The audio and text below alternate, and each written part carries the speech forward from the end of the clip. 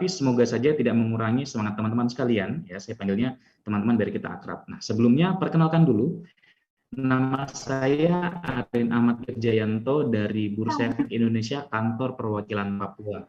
Nah, biasanya nanti kalau kegiatan ini kan pandemi sudah mulai sedikit berkurang ya. Nah, nanti kalau biasanya kan dulu itu kalau kegiatan tatap muka, kita edukasi datang ke kampus ya, itu akan langsung ketemu dengan saya dan saya bersama teman-teman kita bersama-sama. Nah, tapi karena keadaannya masih di tengah-tengah pandemi COVID-19, meskipun memang sedikit berkurang, ya semoga saja nanti kita bisa berangkat lagi ya, ketemu dengan teman-teman. Nah, tapi semoga dengan online seperti ini pun tidak mengurangi semangat tersebut. Nah, di mana kali ini kita akan belajar nih, saya sudah diamanatkan juga oleh Pak Agus terkait dengan kegiatan kita hari ini adalah pengenalan terkait dengan investasi di pasar modal. Mengenal investasi di pasar modal. Nah, jadi sebenarnya kalau kita berbicara investasi, ya, apalagi teman-teman juga saya yakin sedikit banyak sudah mengerti dan tahu terkait dengan apa itu investasi. Ya, jadi kalau kita berbicara investasi itu sebenarnya tidak hanya ada di satu tempat saja, atau kalau dalam hal ini tidak hanya ada di pasar modal saja. Ya, ada beberapa tempat investasi lain, entah itu di perbankan, ya di penggadaian, asuransi juga ada yang menawarkan, terus kemudian juga dan lain sebagainya.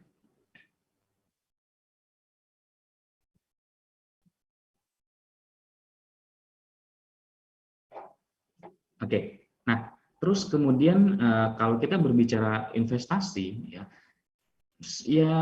sebenarnya produk investasi yang ditawarkan oleh beberapa pihak, yaitu sebenarnya berbeda. Nah, di sini kita mau mengenal, ya seperti tema kita hari ini adalah mengenal investasi di pasar modal. Nah, seperti apa sih investasi di pasar modal? Kalau kita berbicara investasi di perbankan, saya yakin teman-teman sudah banyak yang tahu ya terkait dengan investasi di bank itu ada deposito, ya ada tabungan investasi dan lain sebagainya, dan ada dalam bentuk emas, ya atau mungkin sekarang yang lagi ngetren juga nih ada dalam bentuk kripto, ya ada dalam bentuk NFT dan lain sebagainya. Nah, tapi kita tidak berbicara secara luas, kita hanya berbicara yaitu adalah produk investasi yang ada di pasar modal. Nah, apa sih sebenarnya pasar modal itu? Ya, di sini kita akan mengenal dari pasar modal itu dari beberapa perspektif dan juga beberapa pembahasan kita untuk hari ini. Ya, di mana kita akan mengenal dulu terkait apa sih sebenarnya pasar modal itu, ya. Terus kemudian juga terkait dengan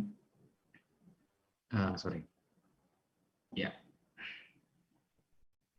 Oke. Nah, jadi kita akan mengenal terkait dengan apa sih sebenarnya pasar modal itu. Ya, terus kemudian juga terkait dengan pengertian dari pasar modal itu seperti apa, ya bentuknya bagaimana sih pasar modal itu, manfaatnya, struktur, terus kemudian produknya. Nah, ini yang pasti tidak kalah penting juga yang kan kita bahas. Nah, jadi nanti saya ingin menyampaikan ke teman-teman juga, kalau misalnya dalam pembahasannya nanti berjalan ada kendala di saya ya atau suara kurang jelas, nanti teman-teman silahkan boleh bilang aja ya.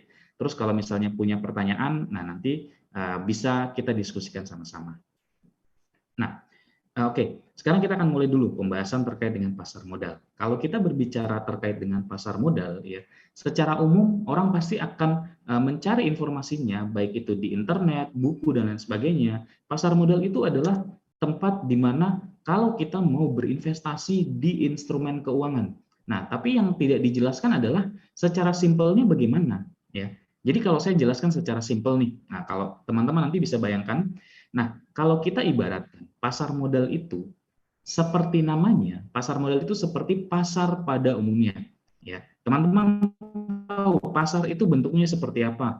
Ya, ada tempatnya nih, di mana tempat itu adalah tempat bertemunya pembeli dan penjual. Terus kemudian di dalam pasar itu ada produk yang diperdagangkan. Ya, artinya si pembeli ini datang karena membutuhkan produk tersebut tadi. Nah, terus kemudian ada penjual yang punya produknya, dia menawarkan. Nah, pada saat menawarkan tersebut, pembeli itu ada proses transaksi yang namanya adalah tawar-menawar. Ya, sebelum jual beli kan biasanya kita tawar-menawar nih. Apalagi kalau teman-teman yang cewek pasti ngerti kalau mau belanja ke pasar kan tawar-menawar dan sebagainya. Ya, intinya adalah kita dapat murah pasti kita senang gitu. Nah, ada proses tawar-menawar. Kalau misalnya sudah oke dengan harganya, sudah sepakat, baru terjadi transaksi jual dan beli. Nah, sebenarnya di pasar modal secara sistem semuanya sama seperti itu.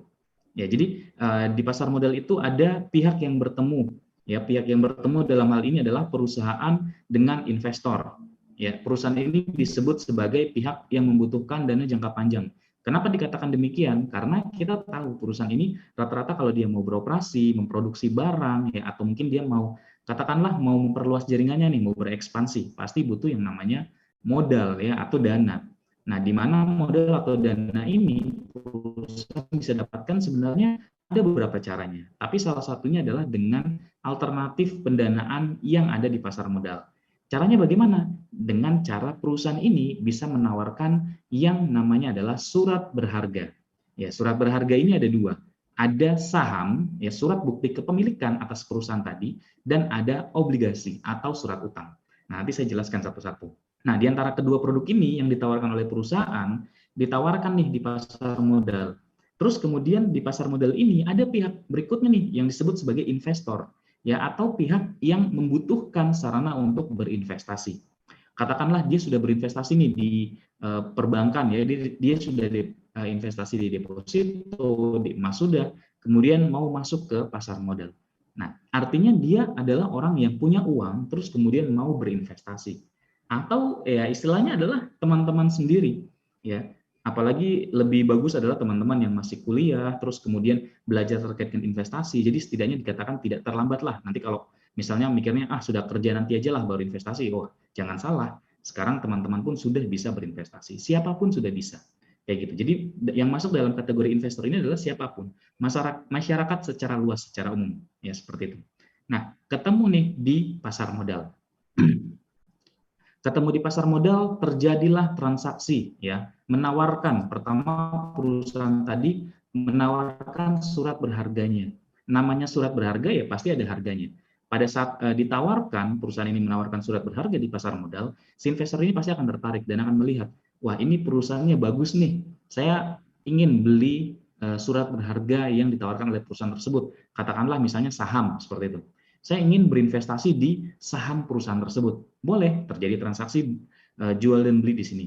Perusahaan bisa mendapatkan pendanaan dari hasil penjualan surat berharga atau saham.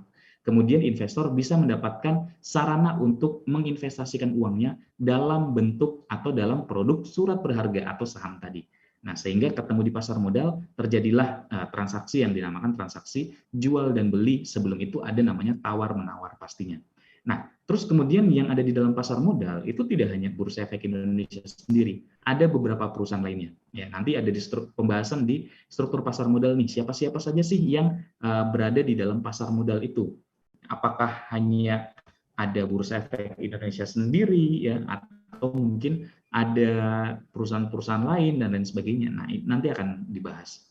Tapi kalau secara umum, pasar modal itu adalah seperti ini, tempat bertemunya di mana perusahaan yang mau mendapatkan sumber pendanaan dengan investor atau pihak yang mau menginvestasikan uangnya dalam bentuk surat berharga.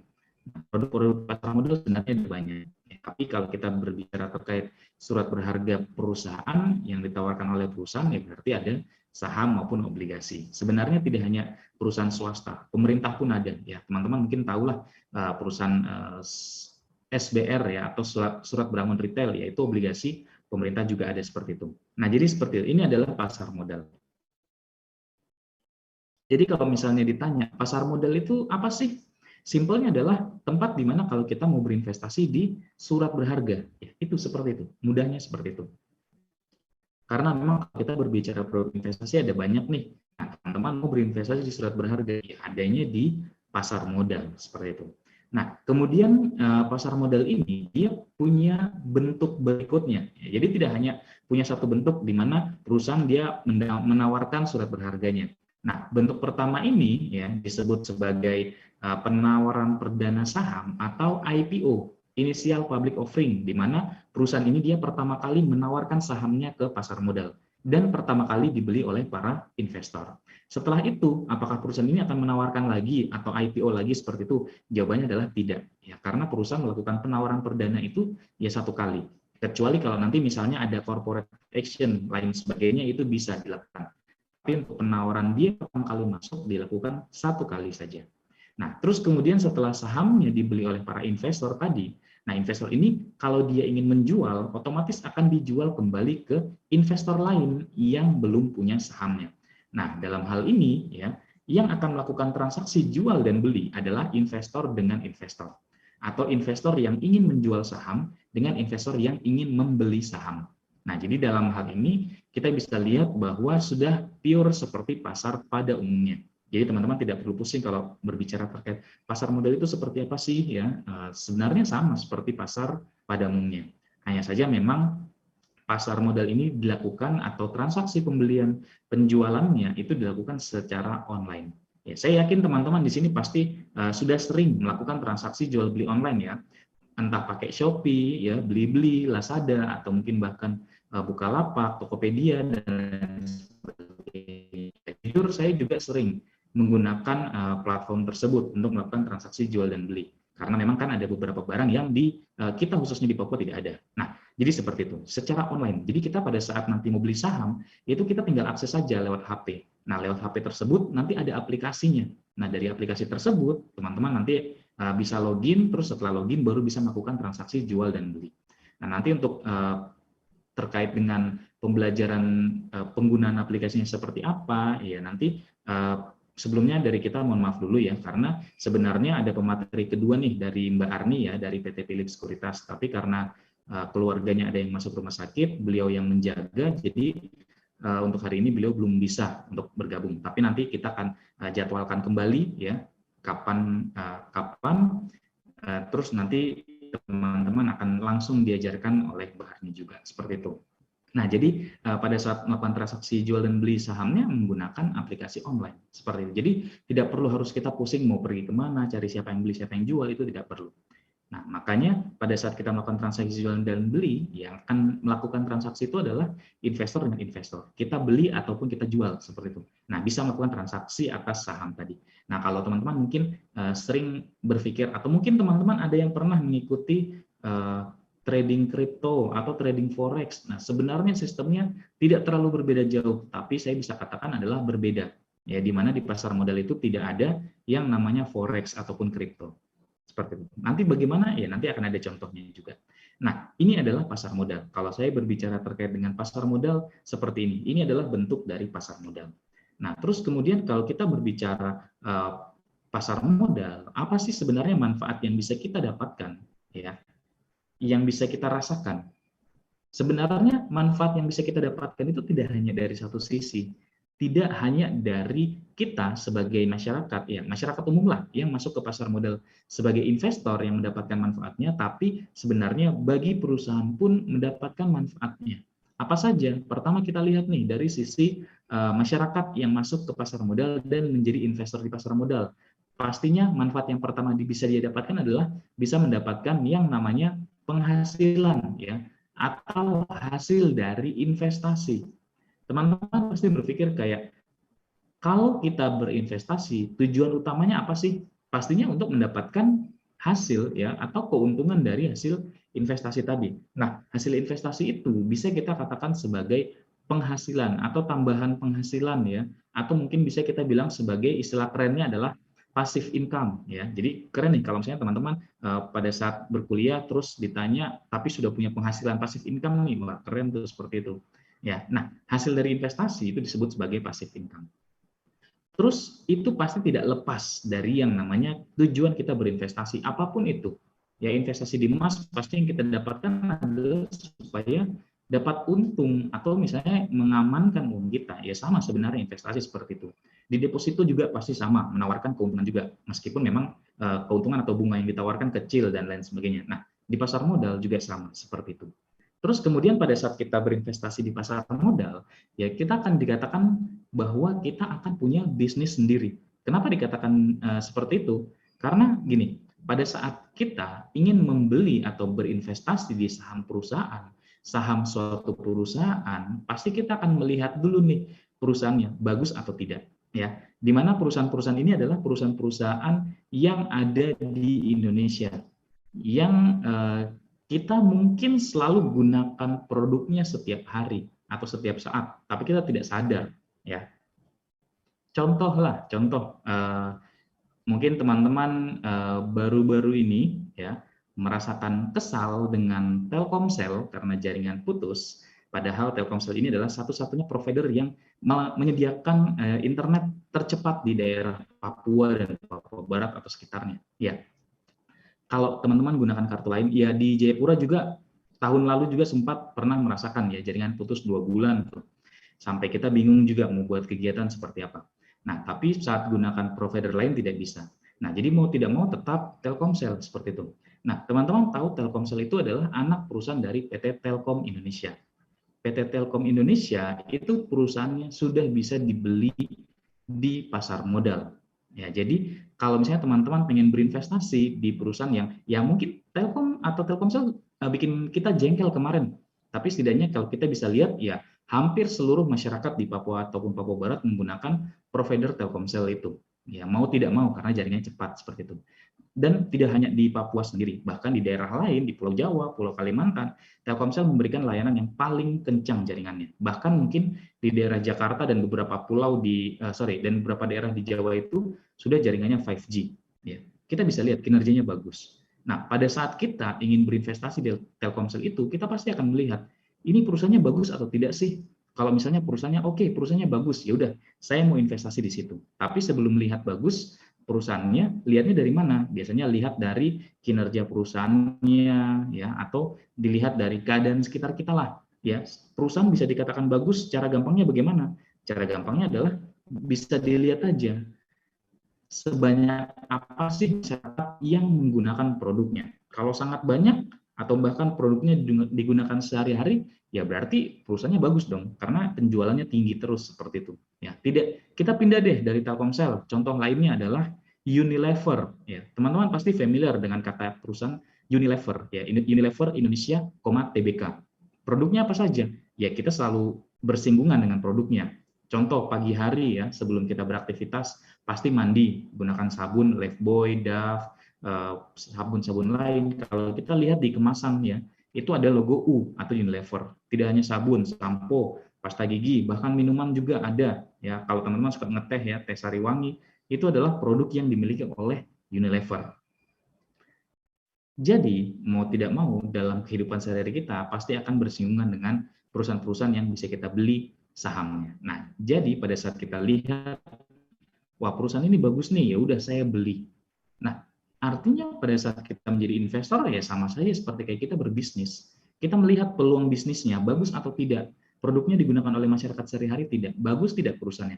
Kalau perusahaannya bagus ya otomatis kita akan mau berinvestasi di perusahaan tersebut dan tidak ragu pastinya. Tapi kalau misalnya katakan perusahaannya jelek ya atau perusahaannya tidak terkenal lah, terus teman-teman tidak tahu produknya apa, pasti akan berpikir 2 kali. Ya.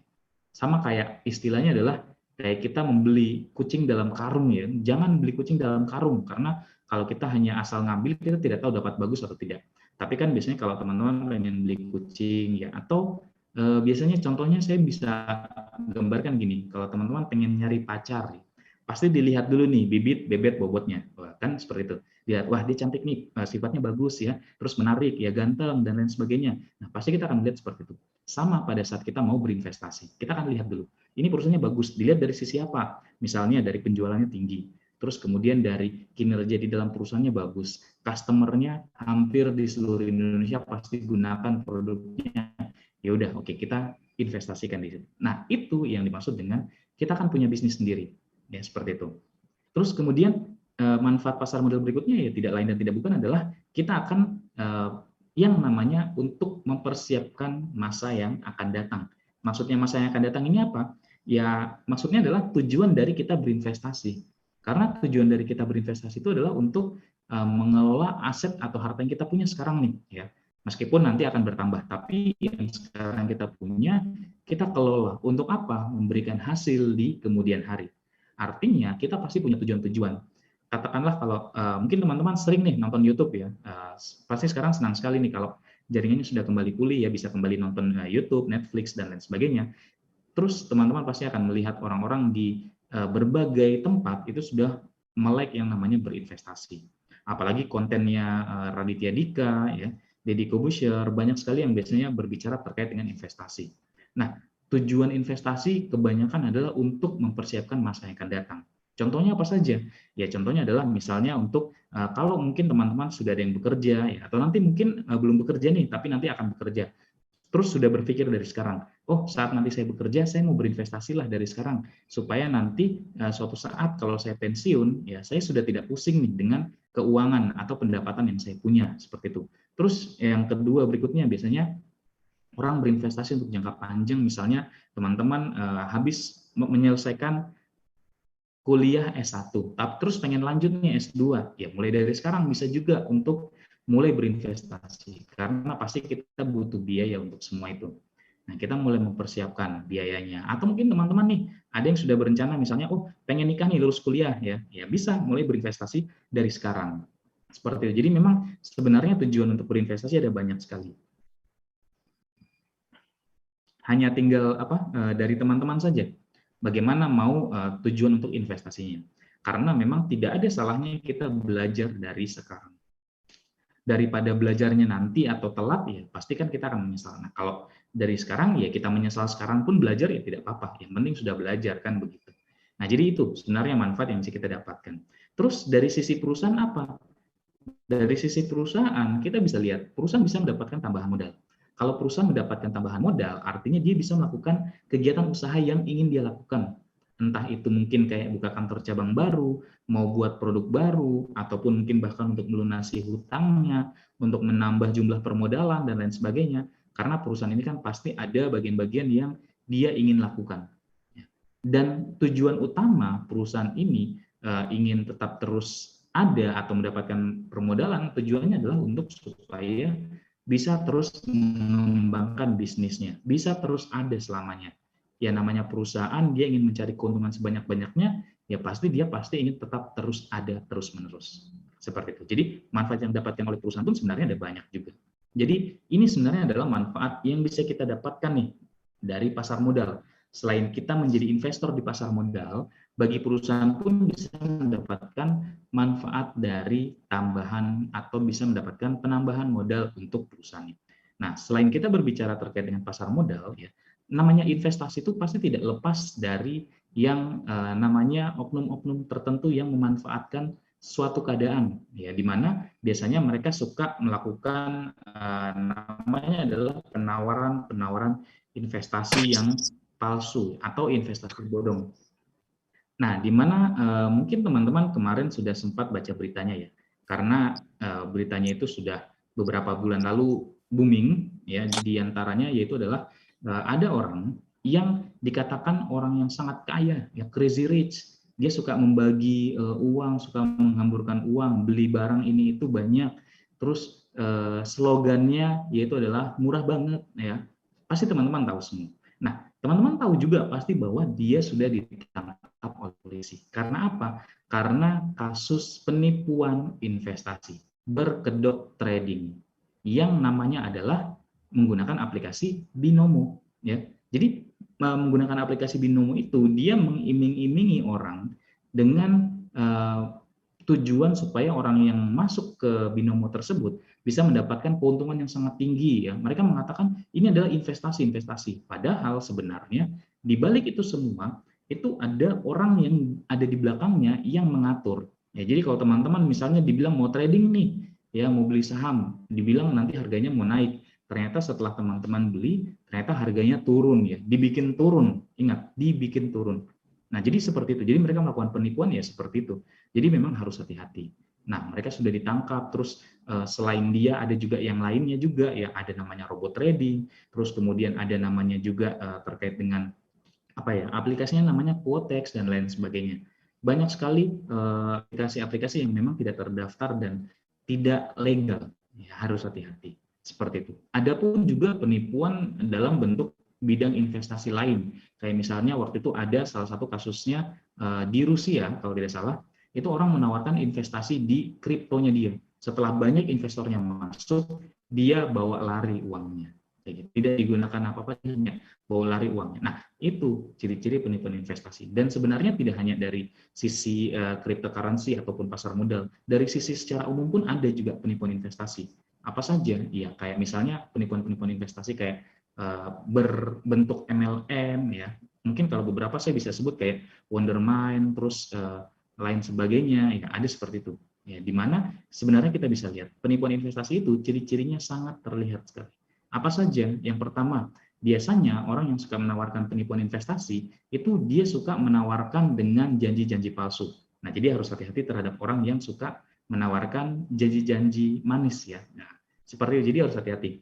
Apa saja? Contohnya dia suka menawarkan penawaran investasi yang pasti untung tinggi dalam jangka waktu pendek, ya. Terus kemudian tanpa risiko sama sekali, atau bahkan sekarang cara terbarunya kayak kemarin tuh, ya, kayak si Indra Kents, dia suka memamerkan kekayaan sehingga orang tertarik dan ingin seperti dia. Ya, pada akhirnya orang mau tidak mau pasti ikut. Ya sudah hutang sana sini, uangnya dimasukin semua, ternyata itu adalah penipuan dan dibikin rugi. Ya, jadi harus berhati-hati. Mereka suka menawarkan dengan janji-janji manis tuh biasanya.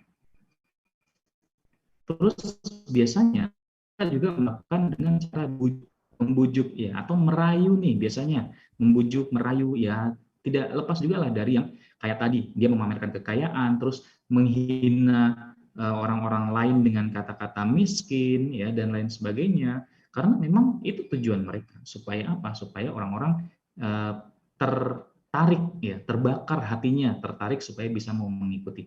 Dan biasanya kalau ditanya produk investasinya apa, itu tidak jelas. Nanti sebentar-sebentar mereka bilang investasinya trading di saham, sebentar-sebentar mereka bilang investasinya trading di forex, atau mungkin bahkan mereka bilang ini investasinya di kepercayaan atau jasa dan lain sebagainya. Nah, itu harus hati-hati karena ya banyak sekali contoh-contoh yang seperti itu.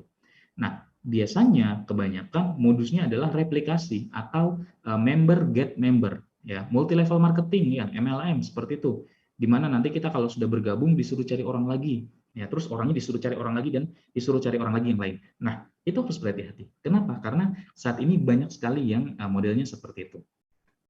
Terus kemudian kalau misalnya teman-teman sudah masuk atau sudah ikut, mereka suka yang namanya melakukan penguncian dana, ya, dan jadi dananya itu ditahan. Jadi pada saat teman-teman pengen ambil uangnya itu tidak bisa. Nah, harus hati-hati. Kalau misalnya teman-teman mendapatkan penawaran seperti itu, jangan ragu untuk coba bertanya. Ya, khususnya bisa bertanya ke OJK, ya, atau Otoritas Jasa Keuangan. Karena kita tahu OJK ini kan dia adalah lembaga yang mengawasi lembaga jasa keuangan, ya, baik itu dalam perbankan atau non-bank, ya, dalam bentuk investasi dan lain sebagainya, itu harus bisa dicek. Dan di OJK sendiri pun ada websitenya, teman-teman bisa cek mana sih daftar-daftar perusahaan-perusahaan yang masuk kategorinya adalah ilegal. Nah, kenapa? Karena sebenarnya OJK ini selain mengawasi, dia juga punya yang namanya hak untuk mengeluarkan izin atas perusahaan investasi yang ada di Indonesia. Jadi kalau misalnya mereka bilang terdaftar, tapi setelah teman-teman cek ternyata dia tidak terdaftar, harus berhati-hati. Kenapa? Karena bisa saja dia melakukan yang namanya penipuan investasi. Nah, jadi seperti itu. Jadi karena saat ini kan banyak sekali nih oknum-oknum atau pihak yang menawarkan penipuan investasi, melakukan penipuan investasi. Jadi mau tidak mau, teman-teman juga sendiri harus mulai terbuka, ya, atau teman-teman sendiri harus sudah mulai sadar, sudah mulai aware dan melihat mana sih investasi yang benar dan tidak. Jangan hanya tergiur dengan penawaran-penawaran yang menarik atau mungkin tergiur dengan orang-orang yang terlihat kaya, ya, ya, apalagi kemarin tuh, ya, dia suka menghina, dasar kalian miskin-miskin, nanti dibilang 1 miliar murah banget, ya, itu pasti orang akan merasa, wah, saya harus nih seperti dia nih, ya, jadi harus hati-hati seperti itu. Nah, makanya di sini kita mengedukasi kepada teman-teman, memberitahukan juga supaya apa? Supaya teman-teman bisa tahu, ya, terhadap modus-modus penipuan yang seperti itu. Nah, teman-teman kalau mau ngecek perusahaannya terdaftar atau tidak, atau legal atau tidak, silakan bisa dicek di OJK, atau teman-teman bisa cek di websitenya, bisa ditelepon juga, seperti itu. Kalau pasar modal atau bursa efek Indonesia bagaimana? Ya, kita sudah bisa pastikan bahwa kita legal. Kenapa? Karena kita sudah punya dasar hukumnya, sudah tercatat di OJK, dan kita pun kalau kegiatan biasanya bersama-sama dengan OJK. Ya, jadi tidak mungkin dong kalau kita ilegal terus kita kegiatan sama-sama dengan OJK, kan gitu. Pasti akan ditanyain, wah, mana izinnya, mana ini, benar tidak? Nah, itu seperti itu. Makanya saya bisa bilang kita sudah legal. Kalau teman-teman tidak percaya, silakan boleh ngecek ke OJK itu sendiri. Nah, begitu. Terus kemudian kita lanjut lagi, ya. pembahasan terkait dengan pasar modal. Ya, jadi kalau tadi kan di awal kita sudah mengetahui terkait dengan definisi dari pasar modal itu seperti apa, terus manfaatnya sebagaimana, terus kemudian juga pengenalan terkait dengan waspada terhadap penipuan investasi. Nah, sekarang kita masuk kembali ke bagian pasar modal. Nah, sebenarnya kalau kita berbicara pasar modal, siapa saja sih yang ada di dalam pasar modal? Ya. Jadi kalau kita berbicara siapa saja yang ada di dalam pasar modal, terus kemudian siapa saja yang menjalankan pasar modal, yang mengawasi ada atau tidak, terus teman-teman sebagai investor di pasar modal ini masuknya kemana? Masuk nggak ke dalam struktur pasar modal? Nah, di sini kita akan bahas satu-satu. Ya, pertama, yang mengawasi pastinya adalah OJK, ya, atau Otoritas Jasa Keuangan. Seperti kita tahu tugas OJK itu tadi saya bilang mengawasi lembaga jasa keuangan baik itu perbankan maupun yang non-bank. Nah, kemudian kalau misalnya teman-teman nanti ada yang bertanya, kalau forex itu diawasi tidak oleh OJK? Jawabannya adalah tidak, ya. Untuk saat ini OJK tidak mengawasi yang namanya forex, komoditi, kripto juga tidak dan lain sebagainya. Ya, selain di keuangan kayak misalnya perbankan, ya. Kalau lembaga jasa keuangan non-bank itu ada pasar modal, ada asuransi, ada fintech, ada leasing, ya, dan beberapa perusahaan lainnya. Nah, tapi kalau misalnya berbicara terkait kayak kripto atau forex atau lain sebagainya, komoditi, ya itu tidak ada. Itu biasanya di bawah Bapepti, ya, atau Badan Perdagangan kayak gitu. Nah, terus kemudian selain lembaga yang mengawasi, ada juga lembaga yang menjalankan terkait dengan pasar modal itu sendiri. Ada 3 lembaga nih yang menjalankan pasar modal. Pertama ada namanya Bursa Efek Indonesia, ya, atau mungkin teman-teman familiarnya adalah IDX, ya, IDX atau Indonesia Stock Exchange, yaitu bahasa Inggrisnya aja lah gitu. Terus kemudian ada namanya KEPEI atau Clearing Penjaminan Efek Indonesia, dan yang ketiga ada namanya KESEI atau Custodian Central Efek Indonesia. Di mana ketiga lembaga ini punya peran dan tugasnya masing-masing nih. Yang pertama dari Bursa Efek Indonesia dulu. Oke, peran dan tugasnya apa? Peran dan tugasnya adalah pertama IDX atau BEI adalah lembaga yang menyediakan sistem, ya, di mana sistem ini nanti yang akan mempertemukan antara investor yang melakukan transaksi beli dan jual. Ya, investor beli dan jual dipertemukan oleh siapa? Dipertemukan oleh sistem yang disediakan oleh BEI. Ya, jadi sistemnya itu kayak misalnya nanti teman-teman input order nih, cari misalnya mau beli saham apa, ya, sama kayak teman-teman belanja online, cari barangnya apa, terus kemudian melakukan transaksi beli atau masukin order beli. Di pasar modal pun sama, teman-teman cari sahamnya apa, masukin order beli, terus kemudian nanti ordernya akan diproses seperti itu. Nah, terus kemudian setelah nanti diproses tinggal tunggu aja. Nanti pada saat misalnya ordernya sudah jalan nih, terus tinggal tunggu. Sistem kita yang nanti akan mempertemukan siapa nih yang mau jual di harga sekian yang teman-teman masukin. Nanti kalau misalnya sudah oke, ya berarti terjadi transaksi kayak gitu. Itu sistemnya. Nah, sistem kita punya namanya adalah JATS, JATS Next G, ya, atau Jakarta Automated Trading System Next Generation. Jadi ada sistemnya nih. Jadi teman-teman tidak perlu pusing harus cari siapa yang beli, cari siapa yang jual, ya, atau misalnya harus bagaimana berangkat atau pergi kemana. Itu tidak perlu, karena sudah sangat mudah sekali. Terus kemudian Bursa Efek Indonesia juga punya peran yang tadi, ya, di awal tadi mempertemukan antara investor dan juga perusahaan yang mau mendapatkan sumber pendanaan atau mau masuk ke pasar modal. Nah, terus kemudian Bursa Efek Indonesia juga sebagai lembaga yang mengatur dan mengawasi terkait dengan jalannya transaksi di pasar modal pastinya. Terus kemudian yang tidak kalah penting adalah Bursa Efek Indonesia ini punya peran dan tugas sebagai lembaga yang mengedukasi kepada masyarakat terkait dengan investasi di pasar modal. Contohnya seperti sekarang kayak gitu. Nah, jadi kita punya peran dan tugasnya juga. Terus kemudian ada namanya berikutnya nih, ada namanya Clearing Penjaminan Efek Indonesia atau KEPEI. Nah, KEPEI ini sesuai namanya clearing, berarti dia menjalankan fungsi clearing, ya, atau menjalankan fungsi keuangan. Nah, di mana kalau saya buat perumpamaan mudahnya itu dia seperti kayak kasir atau seperti kayak bendahara. Dia yang mengatur keuangan nih yang ada di dalam pasar modal. Jadi dia mengatur uang dari investor beli, investor jual, ditransfer ke sana kemari dan lain sebagainya. Itu sudah by system semua. Ya. Terus kemudian ada namanya KESEI atau Custodian Central Efek Indonesia. KESEI ini tugasnya itu dia adalah sebagai lembaga penyimpan saham. Nah, kenapa dikatakan lembaga penyimpan saham? Kalau dulu ya, dulu teman-teman kalau misalnya mau investasi di saham itu harus datang ke Jakarta ya, ke Bursa Efek Jakarta dulu namanya. Terus kemudian harus cari siapa yang beli, siapa yang jual, terus harus diserahkan uangnya, kemudian teman-teman akan mendapatkan yang namanya sahamnya dalam bentuk fisik.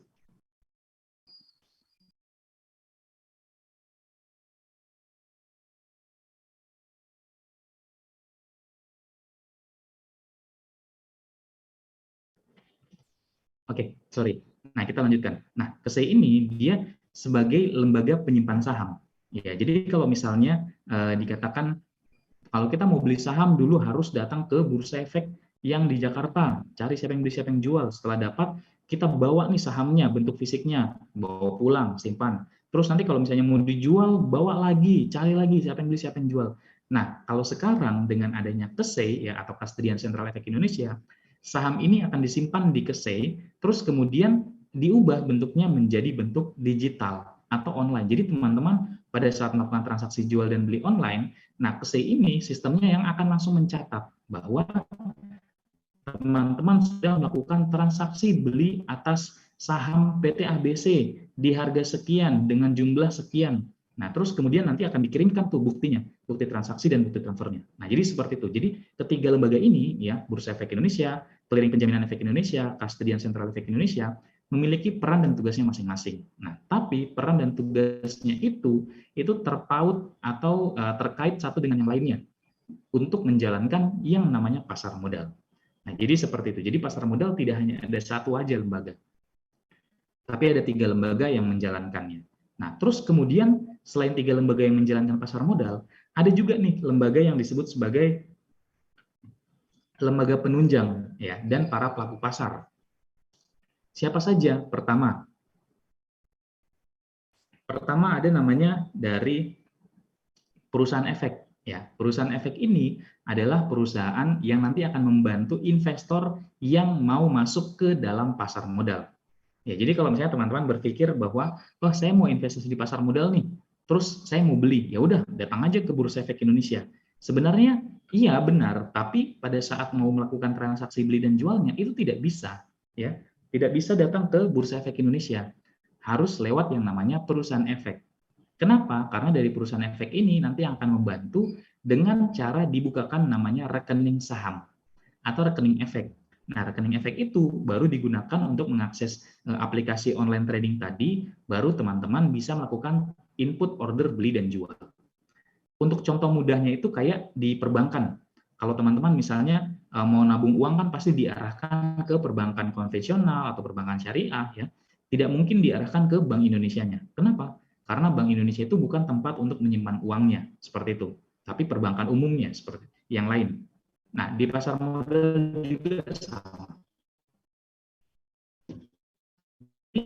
Bukan di pasar modal atau bukan di Indonesia teman-teman mau melakukan transaksi beli dan jual, tapi harus lewat yang namanya perusahaan efek.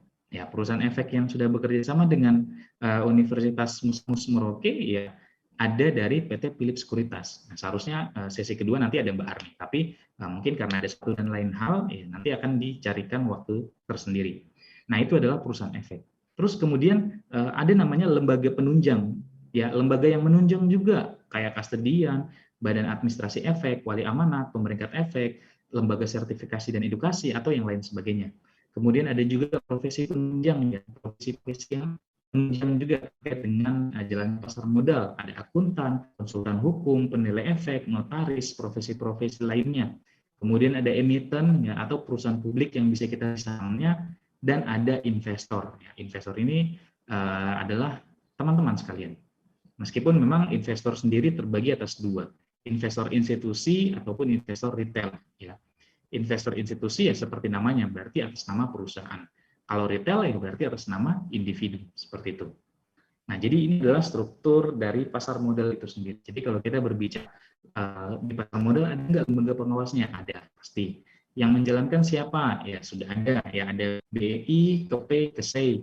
Kemudian ada nggak yang disebut sebagai yang membantu atau yang pelaku pasarnya atau orang-orang dalamnya? Nah, teman-teman sendiri baru masuk ke dalam struktur di dalam pasar modal itu sendiri. Nah, terus kemudian ya kita beranjak lagi ke produk investasi yang ada di pasar modal. Kalau kita berbicara terkait produk-produk pasar modal, itu ada sangat banyak, ya, banyak sekali. Kalau tadi kan mungkin secara umum itu yang sering ditawarkan ada 3, ada saham, ada obligasi, ada reksadana. Nah, hanya saja memang selain ketiga produk utama tadi, ada juga produk-produk turunan lainnya, ya, kayak exchange trade fund, ada DIRA, DINFRE, tawaran, pinjaman efek, dan produk derivatif. Ya, produk derivatif dalam hal ini bukan forex atau komoditi ya, atau kripto, bukan, itu lain. Tapi produk derivatif dari indeks di pasar modal Indonesia, ya, seperti itu. Nah, selain ketiga ini, ya biasanya yang lainnya itu akan dibahas secara terpisah. Kenapa? Karena pastinya tidak cukup waktunya. Ketiga ini itu akan dibahas, biasanya akan ada kelas tersendiri. Kayak contohnya misalnya kemarin itu ada sempat membahas terkait dengan kelas obligasi sendiri, ya, atau mungkin nanti bulan Juli kalau tidak salah itu kita akan ada membahas terkait dengan kelas ETF. Nah, jadi teman-teman kalau mau belajar nanti silakan bisa daftar ya, bisa cek di postingan kita di IG kayak gitu. Nah, secara umum yang sering ditawarkan itu ada 3, ada saham, ada obligasi, ada reksadana. Di mana saham sendiri itu adalah surat bukti kepemilikan perusahaan, ya, di mana pada saat perusahaan menawarkan sahamnya untuk bisa dibeli oleh para investor, artinya saham ini ingin membagi kepemilikannya kepada umum. Ya memang kalau kita berbicara perusahaan kan pasti kayak misalnya, oh sekian persen dimiliki oleh ini, sekian persen dimiliki oleh ini. Nah nanti ada bagian yang dikatakan, oh sekian persen ini dimiliki oleh umum nih. Nah maksudnya umum ya berarti masyarakat secara luas yang beli sahamnya di pasar modal, seperti itu. Dengan jumlah yang katakanlah lebih murah. Tapi kalau teman-teman pengen beli sahamnya langsung ke perusahaan, ya biasanya jumlahnya lebih banyak atau lebih tinggi ya. Bisa miliaran, ratusan juta, bahkan triliunan, seperti itu. Kalau teman-teman mungkin mau contohnya ya contoh kayak beli saham manual ya, beberapa tahun lalu ya, yang Indonesia melalui PT Inalum beli sahamnya PT Freeport 51% ya, berapa triliun tuh waktu itu. Nah jadi seperti itu contoh kalau mau beli sahamnya secara langsung. Tapi kalau mau beli sahamnya secara lebih terjangkau ya untuk masyarakat secara umum, ya pasti ada di pasar modal, seperti lewat investasi di saham perusahaan yang ada di pasar modal. Terus kemudian berikutnya ada namanya obligasi ya, atau surat utang. Nah sebenarnya surat utangnya ini maksudnya adalah bukan hutang yang diperjualbelikan, tapi lebih ke bukti berhutangnya, atau obligasi ini disebut sebagai bukti hutang, di mana si penerbit obligasi ini dia ingin mendapatkan pendanaan. Ya, dia akan menerbitkan, yaitu adalah kupon obligasi, di mana kupon obligasi ini pasti akan menawarkan keuntungannya juga, biasanya dalam bentuk bunga, ya, yang ditawarkan biasanya setiap tahun, ya, atau mungkin tergantung perjanjiannya lah, seperti itu. Dan juga kalau misalnya teman-teman beli obligasi yang ditawarkan ya oleh si penerbit tadi, teman-teman akan mendapatkan keuntungannya ya sesuai perjanjian yang ada di dalam obligasi. Contoh nih, contoh kemarin kita baru aja ada kelas obligasi ya dengan DJPPR ya, dari pemerintahan Kementerian Keuangan. Nah, itu mereka mengenalkan nih terkait dengan SBR 0 berapa kemarin? Saya lupa. 0,023 kalau tidak salah.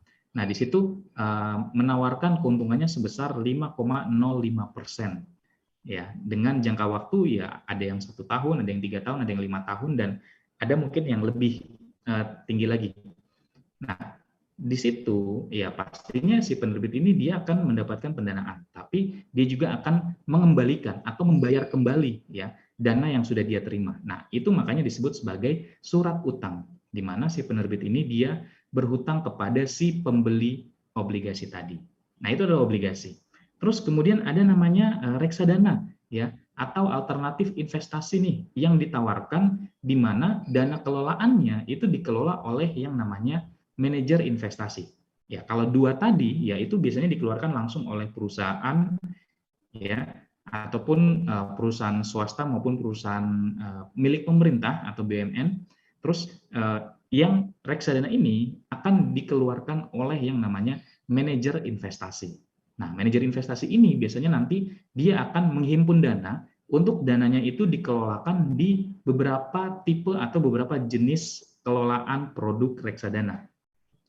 Ada 4 jenis reksadana. reksadana pasar uang, reksadana pendapatan tetap, reksadana campuran, dan reksadana saham. Nah, dari keempat itu, ya, teman-teman tinggal milih mau misalnya kelolanya di reksadana mana. Karena sebenarnya teman-teman tidak usah pusing lagi untuk memantau marketnya, pergerakan marketnya seperti apa. Teman-teman hanya tinggal lihat, wah ini reksadananya di katakanlah reksadana saham. Ya berarti nanti si manajer investasinya tadi akan mengelola di produk-produk saham tadi. Ya, jadi kita tidak perlu harus pusing, oh saya pengen beli saham ini, saham itu. Tidak perlu. Kenapa? Karena sudah dikelolakan oleh si manajer investasi. Jadi teman-teman hanya tinggal melihat saja bagaimana perkembangannya, apakah dari dana yang teman-teman gunakan untuk beli sahamnya itu harga reksadananya reksadana ya reksadananya itu nanti harganya naik atau turun dan lain sebagainya, teman-teman tinggal melihat aja. Karena memang nanti akan dikelola oleh si namanya manajer investasi tadi. Nah, sebenarnya kita biasanya lebih banyak di saham. Kenapa? Karena di saham itu sendiri itu lebih dikatakan lebih mudah dipelajari, masih paling kelihatan ya, banyak peminatnya lah di situ. Nah, di mana tadi saham itu adalah bukti kepemilikan atas suatu perusahaan ya. Di mana sebenarnya saham ini juga yang bisa menjadi bukti klaim atas penghasilan dan kekayaan dari suatu perusahaan tadi. Artinya, kalau teman-teman beli saham perusahaan, teman-teman akan dianggap sebagai pemilik dari perusahaan yang dibeli sahamnya tadi. Teman kalau sebagai pemilik, tugasnya atau keuntungannya apa yang bisa dirasakan ya? Ada beberapa manfaat atau keuntungan yang bisa didapatkan. Nah, pada saat teman-teman pengen beli saham juga ya, itu ada satuannya. Satuannya adalah lot atau letter of transaction, di mana satu lot sendiri isinya adalah 100 lembar saham. Ya, jadi pada saat teman-teman beli saham, itu satuannya adalah lot. Minimalnya 1 ya atau 100. Di bawahnya tidak bisa karena minimalnya kan pasti 1. Maksimalnya berapa? Ya maksimalnya berarti pasti ya kelipatannya. Ya, kalau misalnya kelipatannya berarti pengen beli di atasnya nih kelipatannya. 1 itu 100 lembar, 2 berarti 200 lembar ya, 3 berarti 3 kali 100 300 lembar dan seterusnya ya sampai tidak terhingga maksimalnya seperti itu. Nah ini kalau misalnya teman-teman pengen beli saham, ya pasti ada satuannya. Terus kemudian apa saja sih manfaat yang bisa kita dapatkan dari investasi di saham ini? Ya, manfaat yang kita bisa dapatkan ya pastinya pertama nih, kita akan punya namanya hak suara dalam rapat umum pemegang saham. Nah, apa sih itu? Ya, apa sih RUPS itu? Jadi pada saat teman-teman beli saham perusahaan nih, katakanlah teman-teman beli saham perusahaan, terus kemudian perusahaan ini akan mengadakan suatu rapat di mana itu biasanya diadakan minimal setahun sekali, ya minimalnya ada yang mungkin setahun 2 kali dan lebih. Nah, jadi pada saat misalnya dia mau mengadakan rapat umum pemegang saham tersebut, ya perusahaannya dia akan mengundang seluruh para pemegang saham, di mana di dalam RUPS tersebut pembahasannya itu tergantung apa yang mau dibahas. Pembahasannya bisa kayak keputusan yang mau diambil oleh perusahaan, pembahasannya bisa juga terkait dengan keputusan pemilihan manajer ya atau dewan komisaris atau dewan direksi atau mungkin bahkan pemilihan. Terus kemudian pembahasan terkait perusahaannya, kebijakan ke depannya mau diambil ini apa. Dan yang tidak kalah penting adalah pembahasan terkait dengan laba atau keuntungan yang didapatkan oleh perusahaan. Nah, pembahasan terkait laba ini nanti nyambung ke manfaat yang kedua. Tapi kita lihat di manfaat yang pertama dulu. Teman-teman kalau misalnya beli saham perusahaan, terus perusahaannya mau mengadakan rapat umum tadi ya, atau RUPS tadi, teman-teman punya hak yang sama dengan para investor lainnya untuk memberikan pendapat, memberikan suaranya, ya untuk bisa memberikan pilihan dan lain sebagainya. Karena apa? Karena teman-teman sudah menjadi pemiliknya. Ya tadi pengertiannya adalah hak atas kepemilikan. Ya berarti teman-teman punya haknya. Seperti itu. Nah, hanya saja ada resikonya. Resikonya ya kalau teman-teman tahu pasti kantor pusat perusahaan ya yang kita tahu rata-rata itu ada di Jakarta, ada di Jawa, ya kita dari Papua sini kalau mau ke sana ya pasti bayar lagi sendiri. Seperti itu. Ya, kecuali kalau misalnya teman-teman lagi berangkat atau lagi jalan-jalan ke sana, terus perusahaan yang teman-teman beli mau adakan RUPS, ya boleh silakan ikut. Ya tidak jadi masalah. Gitu. Nah, tidak perlu dan tidak akan dipungut biaya. Ya gratis. Hanya saja memang ya balik lagi kalau kita sedang ke sana. Kalau tidak ya berarti kita bayar lagi sendiri. Nah, itu manfaat yang pertama. Kemudian manfaat yang kedua, pada saat kita berinvestasi, khususnya di saham, ya pasti kita menginginkan salah satu manfaatnya yaitu adalah dividen. Ya, dividen ini apa? Dividen ini adalah pembagian keuntungan yang dibagikan oleh perusahaan secara langsung dari laba bersih perusahaan tersebut atau dari laba perusahaan lah seperti itu. Katakanlah misalnya contoh, sorry. Nah, katakanlah contoh misalnya PT ABC pada tahun 2021 kemarin, ya dia mendapatkan laba bersih sebesar 10 triliun, ya besar ya 10 triliun. Nah dari 10 triliun itu, nah biasanya nanti akan dibahas tuh di dalam group study, ya misalnya seluruh para pemegang sahamnya setuju untuk bagikan dividen nih kepada para investornya, ya di sini perlu digarisbawahi, yang akan mendapatkan dividen adalah para investor.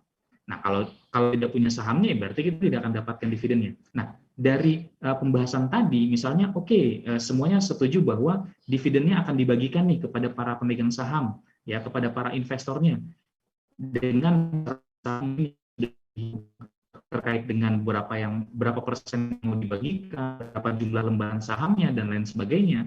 Nah, itu misalnya contoh di contohnya adalah PT ABC akan membagikan dividen sebesar Rp100 per lembarnya.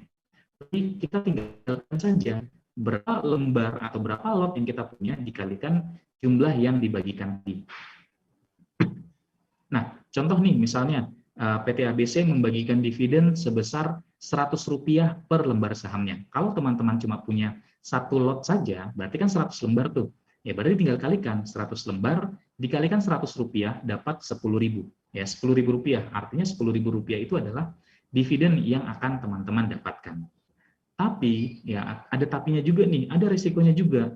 Risikonya apa? Ya risikonya adalah kalau perusahaannya tidak mau bagikan dividen. Ya, sebesar apapun keuntungan yang didapatkan oleh perusahaan, kalau semua para pemegang sahamnya atau sebagian besar pemegang sahamnya tidak setuju untuk dibagikan atau tidak mau bagikan, ya berarti kita tidak akan dapat yang namanya dividen. Ya, karena ada nih perusahaan-perusahaan yang dia sering bagikan dividen, ada yang jarang atau mungkin bahkan ada yang tidak pernah sama sekali. Ya teman-teman pasti tahulah kenapa dikatakan tidak pernah bagikan dividen, karena pembagian dividen kan rata-rata dari keuntungan tuh. Ya berarti kalau tidak punya keuntungan ya berarti tidak bagikan dividen. Meskipun memang kadang ada perusahaan-perusahaan yang tidak dapat untung tapi tetap bagikan dividen, ya berarti perusahaannya tambah rugi dong, kan seperti itu. Nah, itu manfaat dari dividen. Terus kemudian manfaat berikutnya ada namanya capital gain, ya atau selisih harga beli dan harga jual sahamnya. Nah, jadi pada saat kita sebelum itu saya umpamakan begini. Teman-teman pasti tahu kalau keuntungan dari kita berdagang itu beli di harga murah, jual di harga yang tinggi, ya. Sama di pasar modal juga begitu. Jadi pada saat teman-teman melakukan pembelian atas saham, ya, melakukan pembelian saham, itu dapat keuntungannya dari beli di harga murah, jual di harga yang tinggi. Contoh, teman-teman beli saham PT ABC, harganya 1.000. Terus kemudian setelah dibeli, disimpan, dilihat nih, wah harga sahamnya naik. Naiknya ke 1.500. Nah, berarti selisih Rp500 itu keuntungan yang bisa kita dapatkan. Ya, karena tadi harga saham ini kan dia harganya bervariasi, ya. Dari paling murah itu Rp50 per lembar saham sampai paling tinggi di kisaran Rp50.000 sampai Rp100.000 per lembarnya. Terus kemudian saham ini dia berfluktuasi, harganya bisa naik dan bisa turun tergantung dari kinerja perusahaannya, terus kemudian tergantung dari permintaan dan penawaran di marketnya seperti apa, dan lain sebagainya. Pasti teman-teman tahulah ya teori permintaan dan penawaran market seperti apa. Nah, harganya bisa berfluktuasi. Kalau kinerja perusahaannya bagus dan permintaan dari perusahaannya tinggi, ya, permintaan dari sahamnya tinggi, ya berarti saham perusahaannya bisa naik nih. Nah, kalau harga sahamnya naik, kita bisa untung. Tapi ada resikonya juga. Ya, resikonya apa? Resikonya adalah kalau harga sahamnya turun, ya, pada saat kita beli, ternyata kinerja perusahaannya lagi buruk nih, ya, atau perusahaannya sedang diterpa isu negatif. Terus kemudian permintaannya turun, ya berarti harganya semakin murah, ya. Kalau kita sudah beli terus harganya turun, ya kita jual pasti rugi seperti itu. Nah, hanya saja ada menariknya nih. Menariknya adalah pada saat kita melakukan pembelian atau penjualan saham, kita belum dikatakan untung atau rugi sebelum kita benar-benar menjual. Contoh, kalau contoh saya buat perumpamaan seperti ini. Teman-teman, contoh beli emas 1 gram, harganya sekarang kan di kisaran 800 ribuan ya, kalau tidak salah. Nah, teman-teman beli 1 gram, terus kemudian seminggu kemudian harganya turun. Teman-teman mengatakan bahwa, wah saya rasa rugi dong, saya beli waktu itu 800 ribu, sekarang harganya 700 ribu. Kalau saya jual sekarang, saya berarti rugi. Jawabannya apa? Berikutnya apa yang dilakukan? Ya pasti emasnya itu akan disimpan, ya, akan disimpan sampai harganya naik kembali atau bahkan lebih tinggi, baru dijual, ya, baru rasa untung. Nah, tapi sebelum dijual tadi kan belum rugi kan, hanya rasa rugi. Sama di saham seperti itu. Kalau teman-teman misalnya beli saham nih, PT ABC ya, harganya 1.000, terus harganya naik ke 1.500, teman-teman sudah rasa untung dong pasti, iya. Tapi kalau belum dijual, ya belum benar-benar untung. Kalau misalnya nanti sudah dijual baru untung. Bisa saja ada kemungkinan harga sahamnya bisa turun. Misalnya teman-teman beli harganya 1.000, terus harganya sudah naik nih, teman-teman belum jual, harganya turun ya ke 800 atau ke 700 lah seperti itu. Ya teman-teman pasti akan merasa rugi. Tapi sebelum dijual itu belum benar-benar rugi ya seperti itu. Nah, nanti pada saat kalau misalnya harganya sudah naik lagi atau mungkin teman-teman ya udahlah jual aja lah sekarang gitu. Ya pasti rugi. Tapi kalau harganya naik terus dijual baru untung. Ya, jadi untung ruginya belum terasa atau belum terrealisasi sebelum kita melakukan transaksi jual. Seperti itu. Nah, jadi seperti itu. Nah, terus kemudian manfaat berikutnya saham ini dia dikatakan liquid. Maksudnya liquid itu bagaimana? Maksudnya liquid itu adalah pada saat kita melakukan transaksi beli dan jual itu terjadinya langsung dan bisa terjadi secara cepat. Maksudnya dia tetap terus-menerus terjadi. Kan kalau misalnya tadi saya bilang nih, di pasar modal ini kalau teman-teman mau melakukan transaksi beli dan jual, itu yang akan mempertemukan orang yang melakukan transaksi beli dan jual itu by sistem kita. Teman-teman pasti tahu sistem itu berjalan dengan sangat cepat ya. Jadi pada saat kita mau melakukan transaksi beli dan jual terus dalam hari ini misalnya saya pengen beli jual bisa terjadi secara berkelanjutan seperti itu. Ya makanya dikatakan perdagangan saham ini dia bersifat berkelanjutan atau terus-menerus. Ya, tidak kayak kita misalnya mau jual beli tanah ya.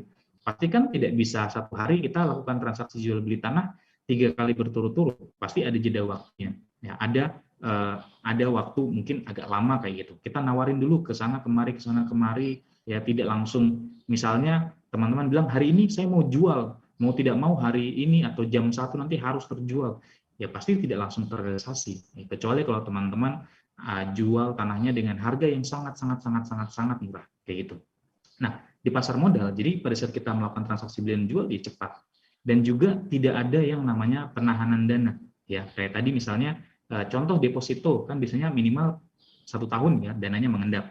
Di pasar modal, teman-teman kalau misalnya mau beli saham, sudah beli terus dananya mau ditarik nih, ya bisa tinggal dijual sahamnya terus ditarik dananya. Nah, itu akan sangat mudah ya. Dan juga tidak ada namanya penahanan. Kalau misalnya teman-teman tarik, ya tidak ada juga namanya penalti atau denda ya, tidak ada seperti itu. Nah, makanya kita bilang saham di pasar modal ini bersifat liquid. Ya, liquidnya bukan artinya kita cairin bakar pakai api terus dia mencair ya, tidak ya seperti itu. Jadi dia pada saat kita melakukan transaksi perdagangan itu bisa langsung terjadi pada hari itu dan cepat ya. Terus kemudian kalau kita tarik dananya bisa langsung ditarik juga, tidak ada namanya penahanan dana seperti itu. Nah, terakhir manfaat dari investasi di saham ini dikatakan sebagai sleeping partner. Nah, maksudnya sleeping partner itu gimana sih? Tapi sebelum itu, saya ingin mengambil satu kutipan dari salah satu orang terkaya di dunia, ya mungkin bukan nomor 1, tapi dia menjadi salah satu orang terkaya di dunia lah. Teman-teman pasti tahu kekayaannya itu 80% berasal dari investasi di saham, ya, dari hasil investasi lah seperti itu. Nah, teman-teman tahu atau namanya adalah Warren Buffett. Ya, di mana Warren Buffett ini dia menjadi salah satu orang terkaya yang kekayaannya berasal dari hasil berinvestasi. Kalau tadi ada di video awal itu yang edukasi itu kan ada tuh tadi. Ya, jadi teman-teman lihat Warren Buffett dia beredukasi dan dia pernah mengatakan seperti ini. Salah satu kata-kata favorit ya. Dia mengatakan, jika kamu tidak menemukan cara menghasilkan uang saat kamu sedang tidur, maka kamu akan tetap terus bekerja sampai kamu mati. Artinya apa? Artinya kalau kita tidak membuat suatu apa ya? Kalau kita tidak membuat bagaimana cara supaya uang ini bekerja untuk kita, ya mau tidak mau kita akan tetap terus bekerja, kan seperti itu. Nah, jadi dengan berinvestasi, kita membuat uang bekerja untuk kita, khususnya di investasi saham. Nah, dengan cara apa? Dengan cara kita beli saham perusahaan. Saat kita beli saham perusahaan tersebut, ya perusahaan itu akan tetap terus bekerja. Kita sebagai pemiliknya, kita tidak punya kewajiban untuk misalnya ikut jual produknya atau mungkin ikut apa ya, dikatakan ikut mengelola perusahaannya, itu tidak perlu. Nah, makanya kenapa dikatakan investasi di saham ini dia sebagai sleeping partner, ya karena kita tidak punya tugas lagi yang lain. Kita hanya tinggal tidur saja. Nah, tapi sebelum tidur itu balik lagi, kita lihat dulu perusahaannya itu bagus atau tidak, ya. Kalau perusahaannya bagus, oke, kita bisa beli saham perusahaannya. Tapi kalau tidak, ya udah cari yang lain, yang bagus perusahaannya. Kan seperti itu. Nah, makanya kenapa dikatakan kita akan menjadi pemilik perusahaan yang real, ya. Begitu. Nah, itu adalah manfaat dari kita investasi di saham. Nah, terus kemudian ini adalah jadwal transaksi kita. Ya, jadwal transaksi kita itu hari kerja, hari Senin sampai Jumat, ya. Jamnya itu jam 9 pagi waktu Indonesia Barat sampai jam 15:15 waktu Indonesia Barat. Ya, kalau kita di timur berarti tambah aja 2 jam. Kemudian di antara waktu itu ada terbagi atas 2 sesi, ya. Sesi 1 dan sesi 2, di antara sesi tersebut ada waktu istirahatnya. Seperti itu. Nah, terus kemudian ini jadwal transaksi, kemudian ini adalah perbedaan atau perbandingan investasi saham zaman dulu dengan zaman sekarang nih. Ya, kalau teman-teman bisa lihat sebelah kiri, zaman dulu itu investasi saham itu dia berbentuk lembaran kertas sertifikat tuh, ya.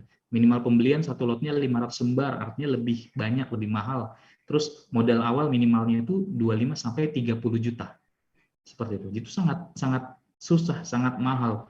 Tapi kalau sekarang itu sudah sangat mudah. Mudahnya bagaimana? Mudahnya adalah pertama, saham ini tidak memiliki wujud fisik, ya, atau scriptless. Terus kemudian minimal pembeliannya satu lotnya adalah 100 lembar saham. Modal awalnya minimalnya cukup dengan 100.000 pun sudah bisa. Kayak gitu. Jadi sudah sangat mudah, murah, terjangkau, ya.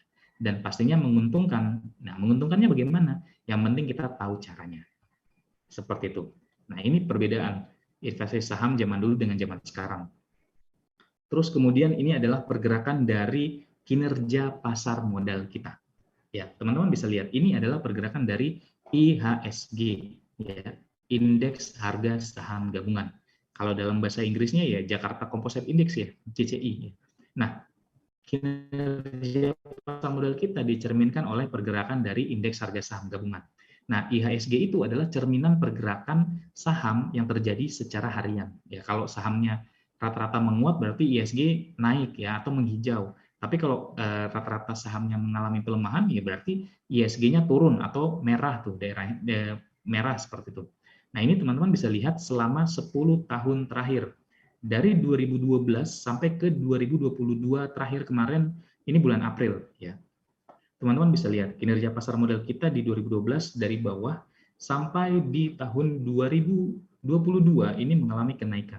Ya, apalagi kemarin di 2022 ini bulan April kemarin itu ISG kita sempat menyentuh level 7.200. Meskipun memang bulan April kemarin, bulan Mei kemarin itu sempat mengalami penurunan, tapi sekarang sudah naik lagi nih ke level 7.200-an lagi. Artinya kinerja pasar modal kita sudah naik tinggi juga. Naik tinggi bahkan lebih tinggi dari level-level sebelumnya. Nah, artinya kinerja pasar modal kita bagus, ya. Ini mengindikasikan bahwa kinerja pasar modal kita ya tidak perlu diragukan lagi. Ya, jadi mau mulai kapan untuk teman-teman mulai berinvestasi di pasar modal sendiri? Ya, jadi seperti itu. Jadi sudah kita bisa lihat rekam jejak kinerjanya sangat bagus. Ya, jadi tidak perlu ragu, tidak perlu takut untuk mulai berinvestasi di pasar modal, khususnya untuk jangka panjang, jangka yang panjang. Memang sempat beberapa kali mengalami penurunan dalam, apalagi di tahun 2020. Tapi teman-teman lihat kurang dari 1 tahun itu sudah kembali menguat lagi. Artinya kinerja kita ya solid seperti itu. Kinerja kita bagus. Nah, di sini terakhir saya ingin memperkenalkan kepada teman-teman sekalian terkait dengan perusahaan-perusahaan yang ada di sekitar kita, yang mungkin secara tidak sadar kita bisa beli sahamnya, tapi kita tidak tahu kalau kita sebenarnya sudah gunakan terus produknya. Apa saja? Ya, pertama-tama kita lihat dulu dari perusahaan-perusahaan perbankan. Ya, teman-teman pasti punya nih salah satu buku tabungan dari beberapa bank berikut ya, atau bank-bank lainnya juga. Apalagi kalau kita suka belanja online ya, transfer, bayar dan lain sebagainya, ini pasti kita gunakan untuk perbankannya. Ya saya juga gunakan untuk mobile bankingnya kayak gitu. Ada perbankannya kayak Bank BNI, Mandiri, BCA, BTN, ya, CMB Niaga, Panin dan lain-lain sebagainya. Terus kemudian berikutnya kita bisa lihat ada perusahaan maskapai penerbangan Garuda Indonesia, ada perusahaan travel, ada Bayu Buana, Panorama, Whitehorse, terus kemudian juga perusahaan mall ya. Kalau di mall itu kalau teman-teman suka jalan-jalan ke mall ada Ramayana, ya mungkin beberapa ada nih, Ramayana, KFC, Hypermart, terus kemudian juga ada Matahari, ada Indomart, Alfamart, Starbucks Coffee, Domino Pizza dan lain sebagainya. Mungkin ada beberapa yang belum ada di sini. Nah, tapi setidaknya kita sudah bisa menjadi pemilik dari perusahaannya.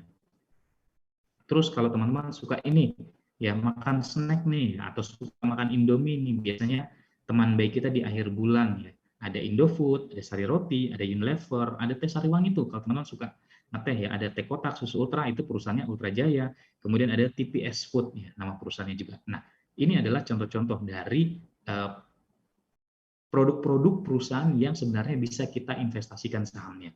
Tapi mungkin selama ini teman-teman hanya tahunya adalah bisa beli saja produknya, tapi tidak tahu kalau bisa diinvestasikan. Nah, makanya sekarang teman-teman sudah tahu, nah jadi silahkan bisa berinvestasi di perusahaannya. Mau mulai kapan untuk berinvestasi? Sekarang saatnya. Nah, ini adalah alamat kita, ya kantor kita di Jayapura, di Kompleks Perkantoran Ardipura, Jalan Ardipura Polimak nomor 3 Jayapura. Terus kemudian kita punya akun sosial media, ya ada Facebook di @Indonesia Stock Exchange IDX Papua, kemudian ada Instagram di @idx_papua. Nah, jadi silahkan bisa di follow, bisa di add juga untuk sosial media kita, dan teman-teman wajib juga nih untuk follow IG kita. Kenapa? Karena banyak sekali informasi-informasi yang kita berikan dan juga kemudian banyak sekali informasi-informasi yang kita update ya.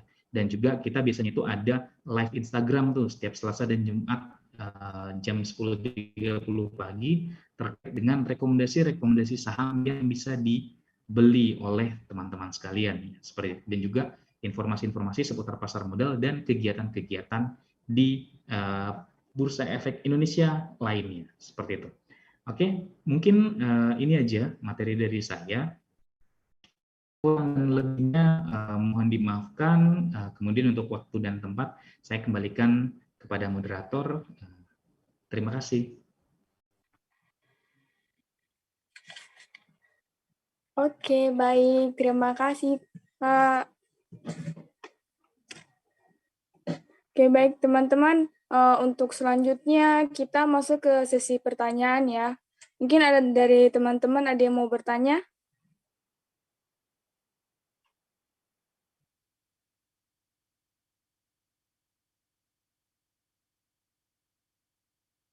Ada?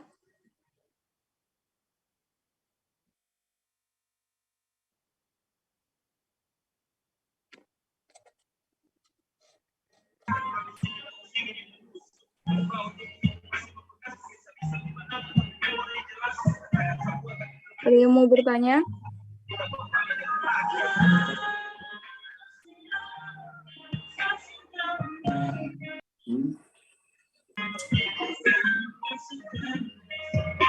Tidak ada ya? Kalau tidak ada, kita... Oh, ada. Silakan, Markus.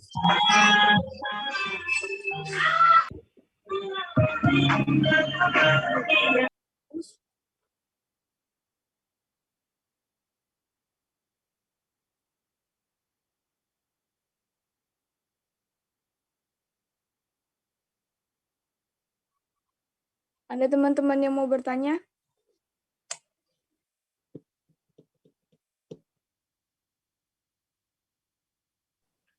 Pada mandung apa? Oke, baik. Kalau tidak ada yang bertanya, untuk teman-teman dimohon aktifkan kameranya ya. Kita masuk ke sesi foto bersama.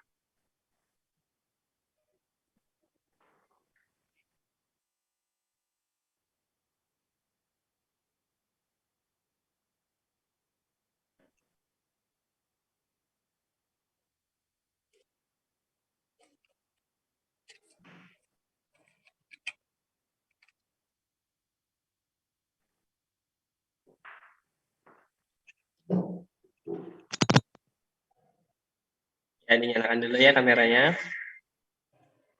Pose yang baik, pose yang bagus.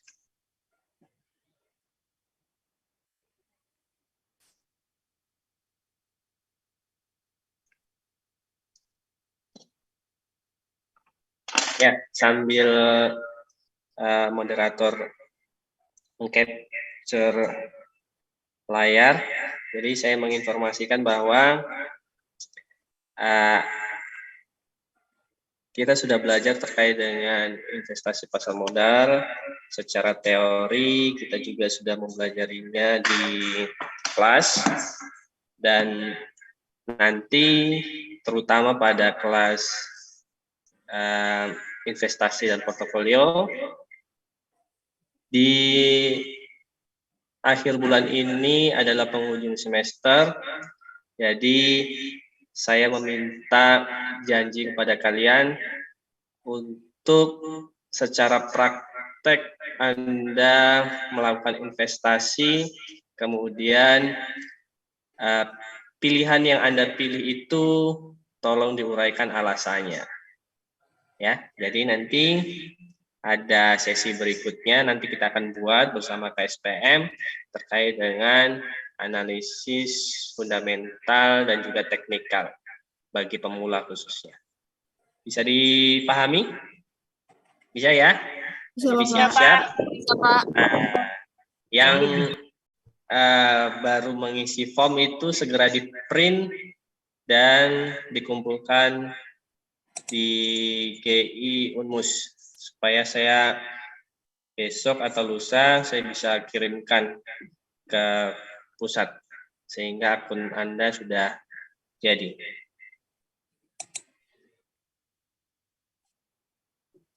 Oke, baik. Saya kembalikan ke moderator. Oke. Ini masih ada sebagian yang belum aktifkan kameranya ya.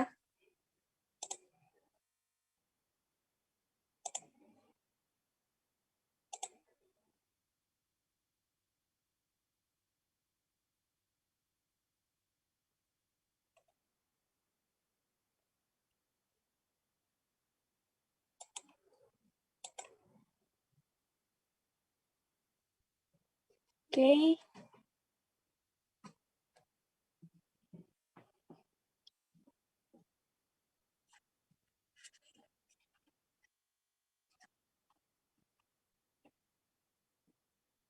Sekali lagi nggak ada pertanyaan ini? Atau ada yang mau bertanya?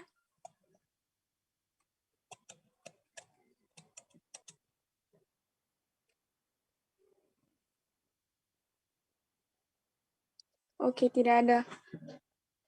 Baik, saya akan mengambil gambar ya. 1, 2, 3. Oke, sabar ya. Satu lagi ini ada 3 slide ini. Ternyata pesertanya kita ada 90 orang.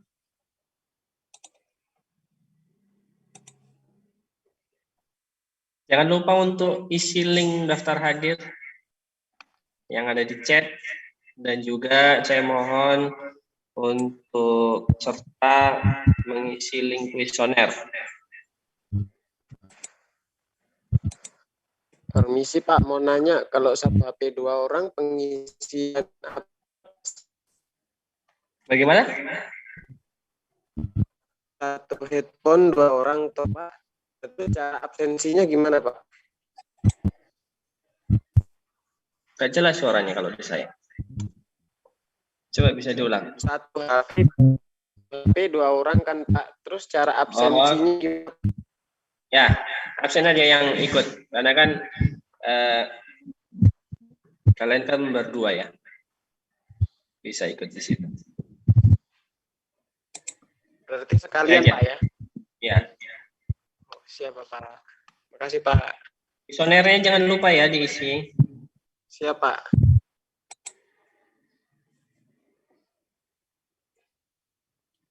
Oke, udah. Kita foto sekali lagi ya. Siap. 1,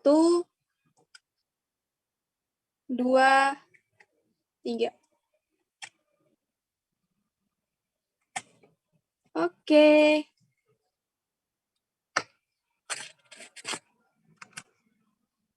Baik. Terima kasih semuanya untuk partisipasi hari ini. Terima kasih untuk Bapak. Sekian kegiatan pada hari ini. Mohon maaf bila ada kesalahan dari perkataan maupun perbuatan. Terima kasih semuanya. Assalamualaikum. Selamat siang. Waalaikumsalam warahmatullahi wabarakatuh. Waalaikumsalam. Terima kasih kepada Pak Arin yang Terima kasih, telah hadir memberikan materi pada siang hari ini. Nanti di lain kesempatan bisa bergabung lagi. Siap. Terima kasih Pak. Terima kasih Pak.